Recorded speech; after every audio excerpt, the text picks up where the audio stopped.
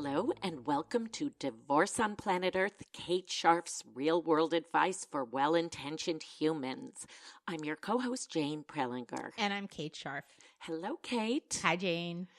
So this is part 5 of our series called The Divorced Parents Pledge, 30 Things You Should Promise Your Kids. Right. These are things that I've heard over and over again from kids that I've worked with whose parents are getting divorced or who have been divorced that have upset them, ways that their parents have behaved that they wish had been different. And they're just themes that return over and over again. Great, and because the pledge is too long to discuss in one show segment, we've decided to break our discussion into 6 installments. And today we're going to discuss 5 clauses of the pledge. Right, and we're starting with number 21. Sounds great. I will start by reading these clauses. Clause number 21. We won't complain about finances, enlist you in getting each other to cough up cash, or bemoan discrepancies in our standards of living. Right. So obviously, this is a no-no to talk about money woes with kids in general and certainly during divorce, but it happens. It happens. Yes. I mean, it's difficult to not because very often there's financial strain. Somebody feels disadvantaged. And that actually happens whether there is real financial hardship or not, because it's always a change. And there is always a sense that somebody has more and the other has less. Or that, often there's a sense that one is being taken advantage of. Yeah. And it's really hard to keep this from our kids completely, but it's so important not to engage them in any sort of alliance, saying, it's really important for you to know that things are harder for me. Right. Or that you're, that your other parent is, is getting a ton of money from me and so, ought to pay for that or shouldn't complain about having to pay for that. Right. Kids just hate hearing about that. And they absolutely should never be in a position of having to directly or indirectly ask one parent for money or to support, some cause, tell your dad to pay for that or tell your dad that you want to go to Disney World or any of that stuff. And in terms of bemoaning discrepancy in standards of living, one of the biggest factors, and people don't always know this, that determines how well or badly a child adjusts to divorce has to do with a sense of security, financial security in both homes. But all that, it doesn't mean that the houses have to be equal, right? It doesn't mean that they have to both be the same level of fanciness or size, or that they go on the same vacations with both parents. What it means is that both parents don't broadcast a sense of anxiety. Exactly. Or it sounds envy. Like they internalize a sense of safety from each household, and it doesn't matter which one has more money. Exactly. Really. That's exactly right. So let's go on to Clause 22, Kate. Clause 22 is, we'll make important decisions jointly and won't lobby for your allegiance when we disagree. Right. When people split up, it's often true that they can't make certain kinds of decisions jointly. It's not uncommon for them to for parents when they split up to have different ideas about what's important in discipline or what's important in, limit setting, for example, screen time or bedtimes or what the children should eat. And I really encourage people to sort of let it be when possible, not to get engaged in that, in conflict over those kind of day-to-day decisions unless you really feel that there are important implications for your kids. But saying things like, I can't believe your dad let you watch 6 hours of TV, that's not helpful. If you really can't let it go, take it up with him separately. But what you're wanting to reassure your kid here is really not about that stuff. It's about when you're sick, we will talk to each other about how to take care of you. When it's time to go to college, we will talk to each other about what we can afford. When when you are not getting along well with the children in your class and we need to talk to your teachers, we will do that together. And if we disagree, we'll take that, elsewhere, rather than disparaging each other or trying to get you to advocate for a position. This is just the same thing I was talking about in Clause 21 in some ways. Absolutely. Right. We're moving on to Clause 23, and I have to say I see this all the time in my practice. Let's hear this pledge that we ideally make to our children. We won't offer to do something cool with you on your other parent's time without checking with them first. That rarely ends well. Yes. This does happen all the time, doesn't it? Have you, do you have an experience of this in your head that you... I'm just thinking about the number when kids come home. I see this all the time and say, I'm having dinner with Daddy tonight at this restaurant because X, Y, and Z, these friends, old family friends are coming in from out of town. Right. And it's on Mom's time. And there has been no discussion with Mom at all about that. And then Mom is in this horrible position of either having to suck it up, and she may have made plans too, or think it's not a good idea that night because there's a test the next day, or looking like the villain. Exactly, because what if the kid really wants to do it? Everyone's in an extremely uncomfortable situation. Right. Yeah. Yep. It happens. It happens a lot, and it happens, in a way sometimes innocently, like you want to check with your kid. Does this sound appealing? If I got tickets to this concert, not even knowing what date it's going to fall on. But you really have to check dates. You really have to check with the other parent, as difficult as that is, and then check with your child to see if it's something he or she wants to do. Okay, I totally agree with you, and I'm just thinking about the way I read that pledge out loud, or the way I was speaking about it sounded very critical. And these things are I just want to remind us all, these things are so hard to uphold as parents. I mean, as you said, these are innocent mistakes. It's a very logistically complicated situation, and we just have to try our hardest. They are innocent mistakes, and they happen when you're married. Right? That's a good point. The other thing I would also add here is just the fact that your child comes to you and says that the other parent offered to do something with them doesn't necessarily mean it went down like that. That's a point. He or she may have said, "Oh, you're saying you want to go to that movie? Yeah, we could talk about that. Yeah. Or maybe we can do that. Or, maybe it didn't have that conversation never happened. That's another possibility. Exactly. It's just that they want you to take them, and they say, well, Mommy said she would, or Daddy said she would. Okay, you put me in mind of something we'll discuss at another time, but this idea of this splitting the parents. Mm-hmm. Setting one parent up against the other with no malintent, but it happens. Daddy said we could do this. Mm-hmm. Well, can we, Mom? It's complicated. And kids do that for a bunch of reasons. It's not because they're bad kids. I mean, they do it because that's what kids do, right? They want to make something happen, and they figure out how to play that they do that in intact families. Yeah. But the other thing is that they want they often, usually, especially early on in the going, they want their parents to have reason to interact. Okay.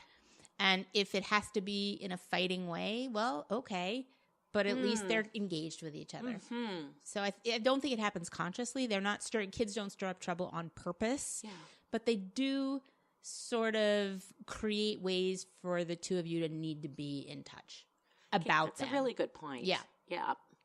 Well, let's move on to Clause 24, which again, I imagine we have all seen.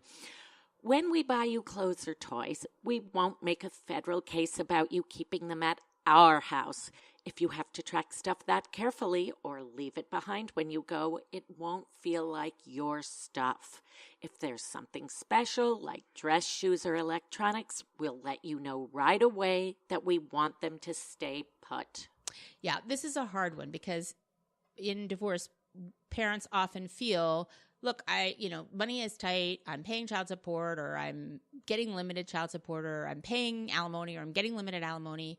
And when I buy something, I want to see the child wearing it or using it. I want it to be part of their enjoyment here, or I don't want to, the other spouse to get the benefit of the money I spent. Yes. That doesn't feel fair. And there is also a way that clothing migrates. I don't know why. Even for kids who have a 50-50 schedule, somehow it's sort of like you're in a fish tank that got tipped and all the underwear ends up in one place. I don't know why, but that's how it happened. Well, sometimes it's because one parent never sends it back or never does the laundry. But it just happens, and it happens for no particularly good reason. And, most houses have some policy of a true-up. If there's enough money and it's underwear, sometimes the other parent you just buy it, right? Yeah. It all kind of comes out and it's still in the wash, so to speak. Right. It's still the other house. But the most important thing is that when you give something to your child, it becomes their thing. And if you give them a hard time about, where's that Game Boy I bought you, or where is that shirt, then it begins to feel like it's about the struggle between you and your ex, rather than about something that is theirs. And it creates a lot of anxiety around the going back and forth, which is already really hard. So I really encourage people to swallow their irritation, even if it's reasonable and even if, it's unbalanced. But that's not to say you can't buy them something that is supposed to remain in your house, especially like a fancy outfit that you have in mind for something, or a nice pair of shoes that, that you want it, you need it to be there when you need it to be there for an event, for example. But as we say in the pledge, let them know right away that you want it to stay put. So it's part of the understanding from the beginning. I think I'm going to buy you this, but it's going to live at my house. Or I'm giving you this present, but just so you know, this is a present for our house here. And then the child may still push back, but you haven't duped them. Yeah, great point. On to clause 25. If you forget your science book or baseball glove once in a while, we'll cut you some slack. It's tough for kids to live in two places and constantly have to wonder, what 10 things will I need next week? To be honest, that much organizational forward thinking would be tough for us. That is true, Kate. Yeah. I mean, it's so hard not to get irritated when your child, it's 10 o'clock at night and part of your child's science project is at your ex's apartment, and the last thing you want to do is go and get it, but go and get it or figure it out and do it in a way that reassures your child that everything's going to be okay. And if you can't get it because they're out of town and you don't have a key, then, or, you don't have that kind of relationship where you can come and go, or your child is not young enough to have their own key and can call and say, hey, can I go in? Then say, you know what, let's think about how to talk to your teacher and work this out in a way that you're not penalized. I really think Mrs. Simpson or whoever is going to understand that, you live in two households and it's, it's sometimes hard to make sure that things are where you need them to be and it's not your fault. Yeah. The point is, don't punish your kid because they have two houses and, don't have the forethought that, to remember that, I really need to pick my baseball glove on Wednesday because it's Dad's weekend and I'm not going to be with you. Right. Sometimes I like to think, with parents, what would it be like to live half a week in one house and half a week in another for you? Right. For you. No, I think that's a really important exercise to think, would I be able to, if you go on a trip, right?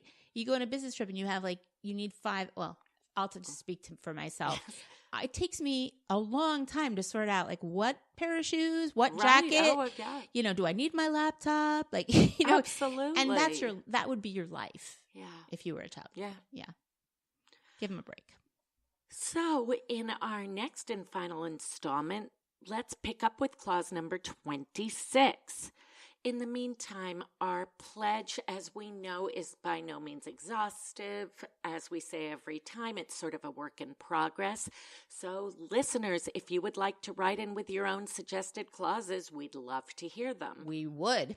So as we've said before, in each installment of the pledge, we normally end our show with spliticisms. But for this series, I want to end each installment by reminding our listeners of this important idea. This is tough stuff. And you're only a human being. So when you screw up, and you will, I have, Jane has, just own it.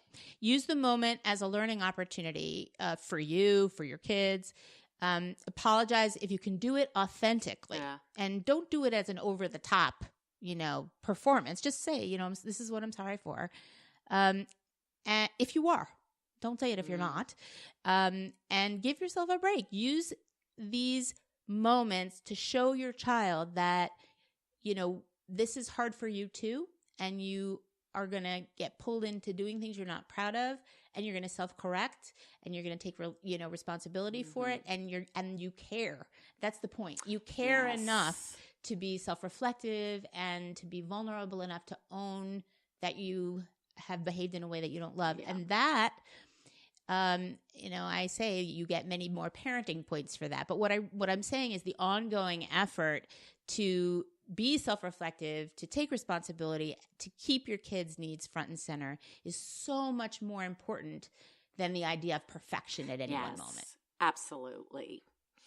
So, thanks for listening to Divorce on Planet Earth, Kate Scharf's real-world advice for well-intentioned humans. We invite you to follow us on Facebook and Twitter at Divorce for Humans. That's Divorce, the number 4 humans, and on YouTube at Divorce on Planet Earth.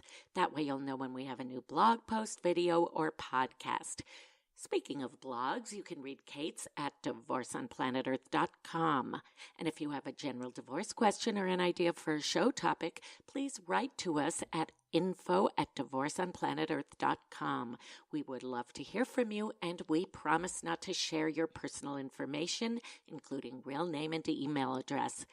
Please remember that the ideas we share here can never fully address any one listener's specific situation, are not offered as therapy or divorce coaching, and are not intended as a substitute for clinical services. Divorce on Planet Earth is produced by Eric Paguero. Our music was composed by Ben Kaunitz. I'm your co-host, Jane Prelinger. And I'm Kate Scharf. We'll talk to you next time.